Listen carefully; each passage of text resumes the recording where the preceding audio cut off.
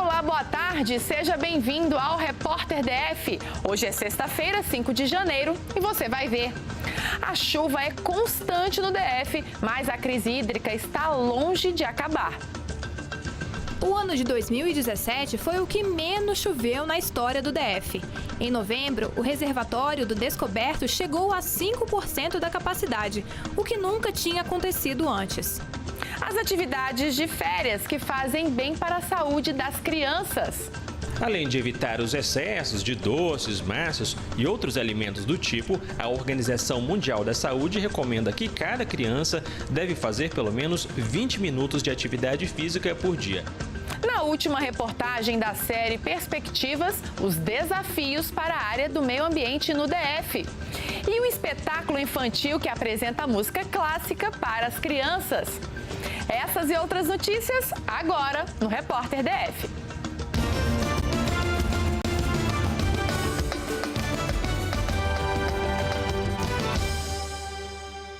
O Repórter DF de hoje começa em ritmo de verão e de férias. Por isso, a gente vai conversar com a Yara Balduino, que fala sobre alternativas de atividades para a garotada. Boa tarde, Yara. Boa tarde, Manuela. Boa tarde a todos que estão nos assistindo. Pois é, uma das opções aí para a garotada nesse mês de janeiro é a colônia de férias e o Circuito Kids aqui no Pontão do Lago Sul. Eu estou aqui com o Felipe Aragão, que é coordenador aqui do espaço, que vai falar um pouco para a gente.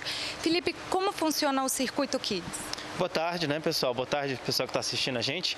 Bom, a proposta do Circuito Kids, na verdade, é um evento onde ele vai estar acontecendo num sistema de brinquedoteca. A criança entra e participa de todas as atividades que a gente tem montado aqui no nosso circuito, As atividades, elas são para desenvolver um pouquinho a motricidade das crianças, para desenvolver um pouquinho a coordenação motora. Então, a gente tem várias atividades que são lúdicas, divertidas, com esse intuito. A gente tem uma cama elástica, a gente tem um grande tobogã para a criança escorregar, a gente tem um desafio da corda para a pessoa tentar passar no meio desse nosso desafio, um muro de obstáculos, uma corrida de pneus. Então a ideia é trazer a criançada para se divertir um pouquinho nesse circuito que a gente montou, que vai ser bem legal. E a colônia de férias?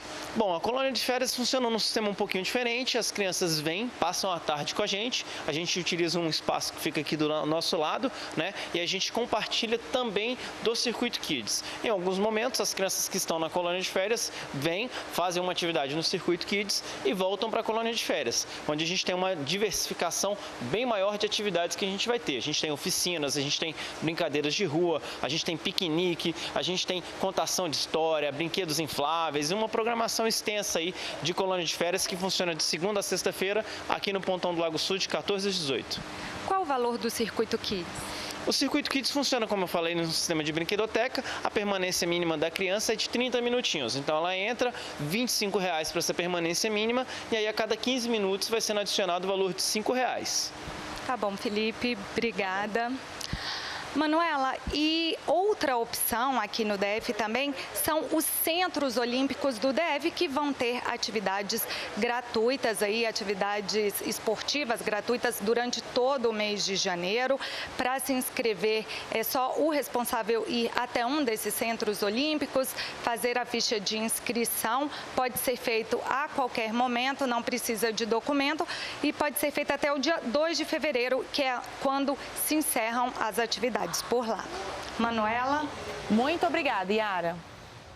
Com o período de férias escolares, muitas crianças saem da rotina de alimentação e de atividades físicas regulares. Mas será que essas mudanças são prejudiciais para a saúde dos pequenos? Férias, vida boa. Já que não tem escola, o Dante aproveita o tempo livre para brincar. Eu brinco com meus amigos, eu brinco com meus bonecos, eu gosto de jogar no telefone da minha mãe.